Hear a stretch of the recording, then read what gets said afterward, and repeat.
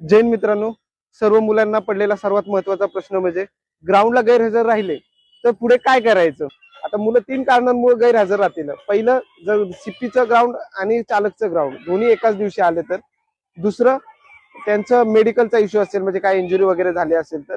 आणि तिसरं, जसं काही मुलांचं म्हणणं आहे त्यांचा जीडीचा पेपर आणि ग्राउंड एकत्र आले तर, किंवा त्यांनी दुसऱ्या ठिकाणी फॉर्म भरलाय ते दोन्ही एकत्र आले तर.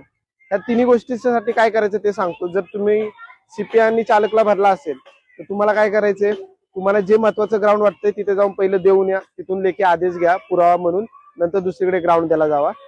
त्याच्यानंतर मेडिकलचा इश्यू असेल तर आधी जावा, ग्राउंडच्या दिवशी जाऊ नका, आधी जावा, तिथे परमिशन घ्या की मला ग्राउंडचे दिवस थोडे जास्त वाढवून भेटावे. आणि त्यानंतर जर तुमचा पेपर असेल दुसऱ्या कुठल्या घटकाचा तर तुम्ही काय करा, आधी जाऊन तिथे परमिशन घेऊन या. तुम्ही विचार करा आधी पेपर जाऊन देऊन येतो नंतर ग्राउंड देतो, तर तसं नाही. आधी जाऊन पहिली परमिशन घ्या, त्यांनी जर परमिशन दिली तर